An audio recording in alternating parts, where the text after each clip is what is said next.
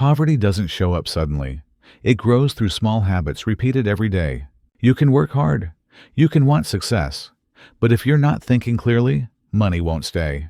Most people block wealth without realizing it. Not through big mistakes, but through daily behaviors that seem normal.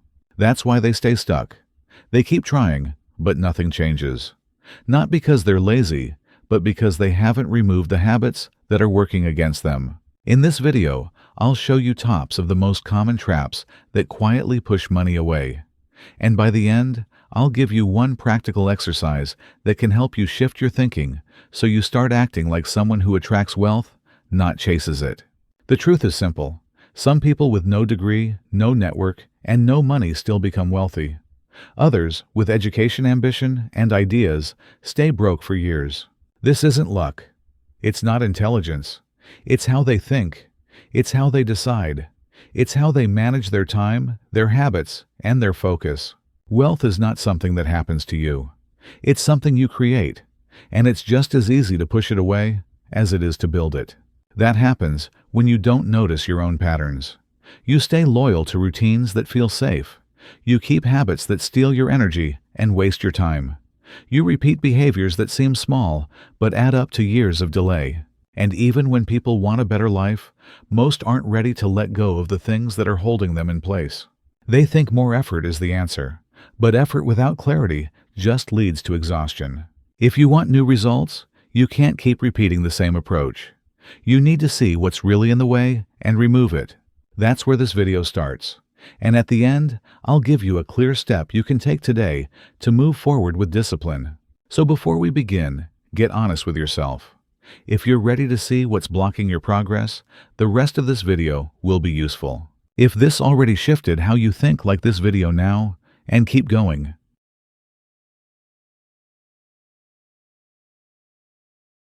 Mistake 1. No financial target. One of the biggest mistakes I've seen over the years, and one I made myself, was living without financial goals. Worse than that, was living with vague, blurry desires instead of clear decisions. People say, I want to be rich, or I want more money, but they never ask how much by, when, for what purpose. I always told them, that's not a goal, that's a fantasy. You won't get rich by accident. It's like trying to drive across a country without a map, without a destination, and without fuel in the tank. Success starts with direction. It starts with a real decision, not with hope. People often ask me, Jim, when did everything change for you? I always gave them the same answer. It changed the moment I sat down and wrote out my goals. It wasn't some magical day. It wasn't an emotional turning point. It was the moment I picked up a pen and wrote down what I wanted. I wrote how much I wanted to earn. I wrote what kind of lifestyle I wanted. I wrote what assets I wanted to build. I even wrote how much I wanted to leave my children. And that changed something in my mind. It kicked into gear. A goal activates you. It gives you power. It turns energy into motion. But without a goal, nothing moves. I've seen so many people who are constantly busy, but they're not going anywhere. They don't know why they're working. They're caught in details and distractions, not real progress.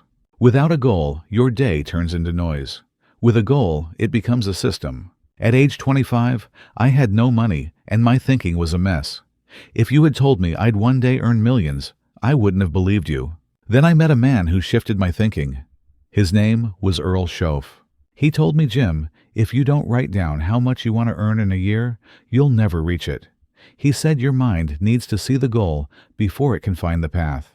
That night, I went home and wrote my first serious financial goal, $100,000 a year.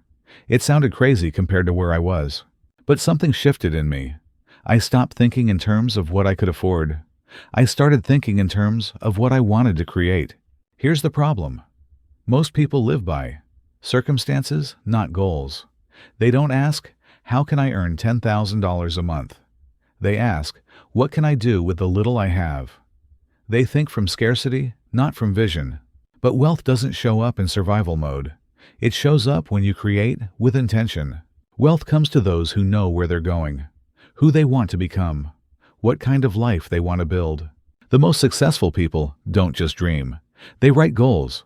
They work with numbers, deadlines, and actual plans. A friend of mine used to say, for years, I want financial freedom.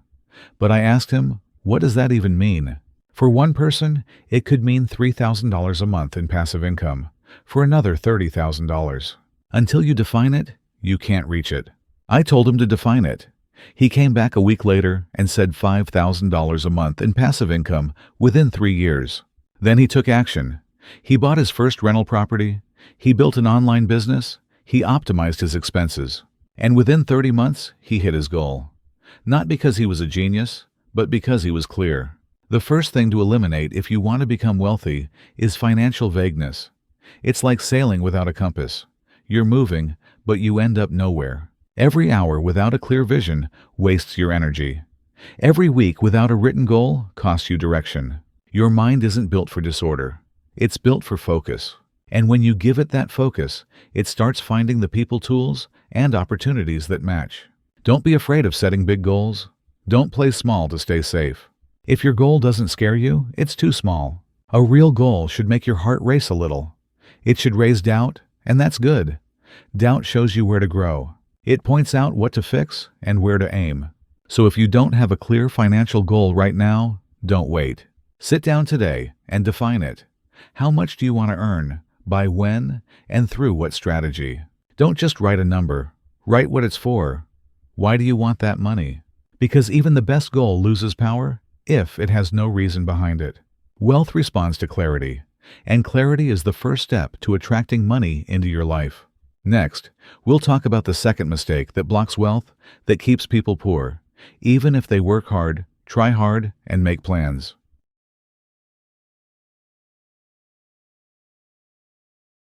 Mistake 2. Toxic circle. When I first started building wealth, there was one thing I didn't understand. The environment around you will either lift you up or pull you down. And many times, it's that environment that keeps you stuck while you're still dreaming about a better future. I used to really care about my friends. I stayed loyal to the people I knew. I listened to advice from family members. But one day, my mentor told me something that changed my thinking completely. You are the average of the 5 people you spend the most time with. From that moment, I stopped looking at my environment through emotion. I started looking at it through influence. Your environment isn't just the people around you. It's a picture of your future. The people you see and talk to every day quietly shape your standards. If they think it's normal to be in debt, to complain, and to only work for a paycheck, you'll slowly start to think that's normal too. But wealth is not born in that kind of normal. It shows up where the standard is clear growth, action, responsibility, and progress. I've met many young people with dreams, ideas, and motivation. But after 1 year, or even 3, they were still in the same place. Why? Because they were being pulled back by people who weren't growing, by voices saying, "That's not for you," or "Be realistic." These words destroy dreams. If you hear them enough, you start to believe them. At first, you resist. But over time, something inside you fades. I remember the exact moment I decided to change my environment completely. It wasn't easy. I didn't want to lose friends.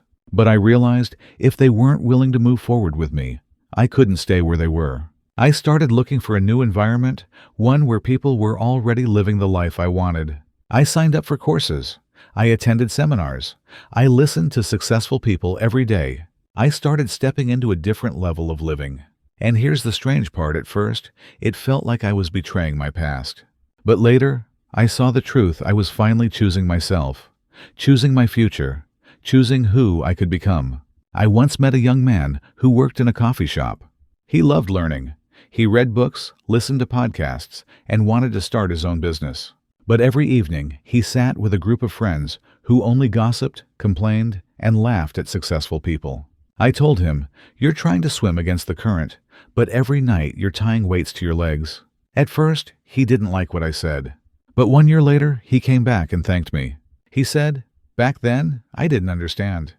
But when I stopped hanging out with them, my thinking changed. That's when my business started growing." Now he owns 3 coffee shops because he chose the right environment. And here's what many people don't realize: a toxic environment doesn't always look toxic. They can smile, they can joke, they can even say they support you. But deep down, they don't believe in you. You can feel it like a cold silence in the room, like a quiet shadow that follows you. If you're not mentally strong, that shadow will wear you down. So if you want to become wealthy, stay away from people with a poverty mindset. This isn't just about money, it's about how people think. Some people always make excuses. Some always blame others. Some hear an idea and say, "What if it doesn't work?" But they never try anything themselves. When I started surrounding myself with business owners, investors, and people who think big, even the way I spoke began to change. I stopped thinking about expenses. I started thinking about assets. I didn't talk about problems. I looked for strategies. I stopped thinking like the boy from the farm named Jim Rohn and started thinking like the man who became a millionaire. Now I want you to do one thing. Look at your circle. Who stands next to you? Who helps you believe you can grow? Who shrinks your thinking? Who gives you energy after a conversation? And who leaves you drained? Who says you've got this? And who says, just be realistic? Your environment is your mental ecosystem. It either feeds your dream or kills it from the start. If you don't realize this, you may end up living a life that isn't yours, because your environment already wrote the script and you're just acting it out. So ask yourself, are you the victim or are you the one who creates the result? My message is simple. Filter your circle, not out of hate, but out of respect for your future. Choose the people who make your vision clearer, the ones who say you can do it, the ones who don't laugh at dreams but ask, how can I help? Keep them close. And the rest, let them go with gratitude. Because sometimes to rise, you have to leave behind what's holding you down.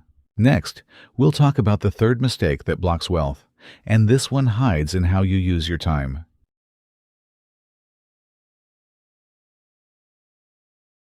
Mistake 3. Time value. When I started learning how to build wealth, there was something I didn't see clearly. Your environment matters, but so does your use of time. Time can be your greatest tool or your quietest enemy. Your schedule can lift you or trap you, and in most cases, it's the trap that holds people in place. I didn't understand this at first. I gave time to the wrong people. I gave time to the wrong habits. But then, my mentor told me something I never forgot. Your schedule will tell the truth about who you are becoming even more than your bank account. That's when it clicked. If I wanted a new life, I had to use time differently. Most people don't value their time. They scroll through endless news. They spend hours in empty conversations. They wait for the perfect moment to start something, and it never comes. Time disappears, not with one big mistake, but through small decisions repeated every day. And then, they look back and wonder why nothing changed in 5 years. Here's the truth. Time is capital. It's always moving. The only question is, are you using it to move forward? 1 hour passes. Did it bring you income progress or knowledge? Or did it vanish into distraction? The day I understood this, my habits changed. I stopped waking up without a plan. I started asking, what will move me closer to my goal today? And the more I respected my time, the more I felt in control. It's strange when you start focusing, life feels less chaotic. When you value 1 hour, you can do more in that hour than most people do in a full day. I followed a simple rule. 1 hour of self-development every day means 365 hours a year. That's more than 9 full work weeks focused only on becoming stronger, smarter, and more prepared. After 1 year of that, you won't be the same person. You'll notice things others miss. You'll think differently. You'll move faster, not because you're rushing, but because you're clear. Now let's look at what happens when you don't value time. People say, I don't have time. But the real issue is, they don't have priorities. Everyone has 24 hours. The difference is how you use them. You say you don't have time to read, but you watch TV every night. You say you can't study finance, but you know every update about celebrities. Time is being used. It's just being used the wrong way. Wasted time is a silent thief. It doesn't break anything. It doesn't get noticed. It just takes a few hours from you each day, and when you finally realize it, years have passed and your life is the same. Same job, same income, same tired feeling. Look at people who succeed. They guard their time with precision. They protect their mornings, because that's when ideas come. They block time to think deeply, because they know scattered focus doesn't build anything. They say no often because every yes to someone else is a no to their own goals. They understand one thing. Your calendar decides your future. Someone once told me, time is like a seed. If you don't plant it with intention, the wind will scatter it. That's how it works. If you don't control your time, it will disappear into things that don't matter. And those hours, those days, they don't come back. The good news is, you can take control at any moment starting now. And here's one final mindset shift. Stop waiting to feel ready. The most successful people don't wait for motivation. They act first and let the motivation come later. That's what discipline means.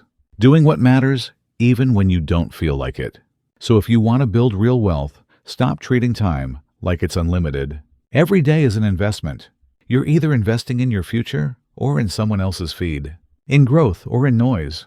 Because poverty doesn't begin with an empty wallet. It begins with an empty calendar. In the next segment, we'll go one step deeper.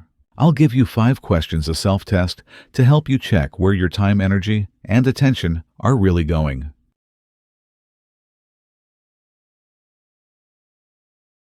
Self-test. What's your real wealth block?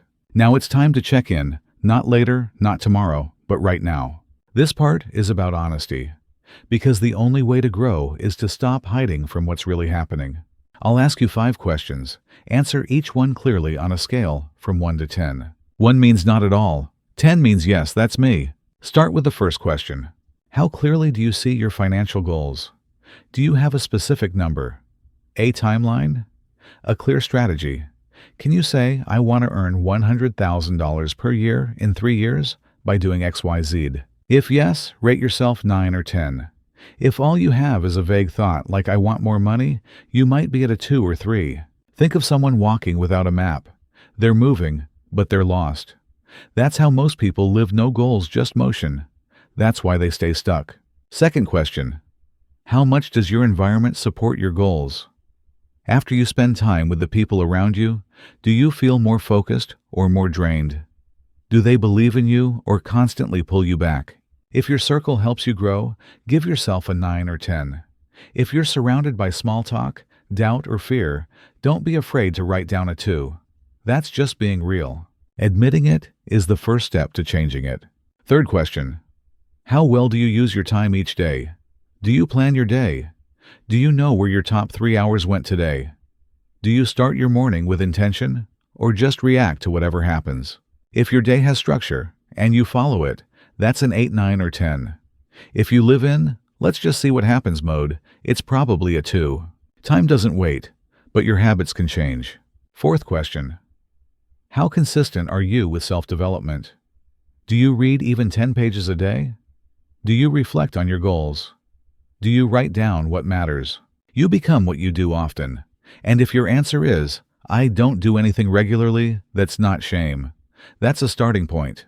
Give yourself a number and ask, what number would I like to see here 1 year from now? Fifth and final question. How willing are you to give up what's keeping you in poverty? This one's tough because the thing holding you back might feel comfortable. It could be evening shows. It could be familiar friends. It could be the comfort of doing nothing. But every dream has a cost. The question isn't whether you can pay it. The question is, are you willing? If you feel determined, that's a 9 or 10. If you're still holding on to comfort, you might be at a 4 or 5. Now pause. Look at your 5 scores. Are you closer to 10 or closer to 1? This isn't a test you pass or fail. It's a mirror. And don't judge yourself. Just look honestly. That alone already puts you ahead of most people. You're here. You're listening. You're asking questions. That matters. If you want, come back to these 5 questions later. Write them down. Answer them again in a week, in a month. Because deep down, the next version of you is already starting to form. And if this part gave you clarity, hit the like button.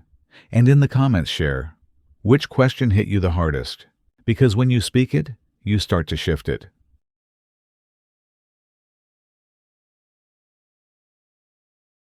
Most people make daily choices that slowly make them poorer without realizing it. They avoid setting goals because it feels uncomfortable. They stay close to familiar people because it feels safe. They waste time because they think they have plenty of it. Then 1 year passes, then 5, and they wake up in the same situation. They call it bad luck. They blame life. But it's not fate, it's habit. Wealth is not random. It doesn't belong to just a few people. It's the result of how you think, how you act, and what you allow in your life. If you become more organized, life becomes more stable. If you become more focused, money starts to stay. If you become more clear, the right opportunities start to appear. My mentor once told me, work harder on yourself than you do on your business, because your business will never grow bigger than your thinking. That truth doesn't sell well, but it's the reason why some people only dream of success while others live it. So here's your challenge. Look at your habits. Look at how you spend your time. Look at the people you listen to every day. Ask yourself, is this helping me build real wealth or not? If the answer is no, change direction. Not tomorrow, today. Because life doesn't wait for people who hesitate, and wealth doesn't come to people who stay unclear. Don't wish life was easier. Build stronger habits. Because that strength, the kind you build step by step, is your real currency. And that's where real wealth begins. You're not behind. You're just one clear decision away from changing your direction. If this topic matters to you and you don't want to miss what's next, subscribe now. Thank you for watching.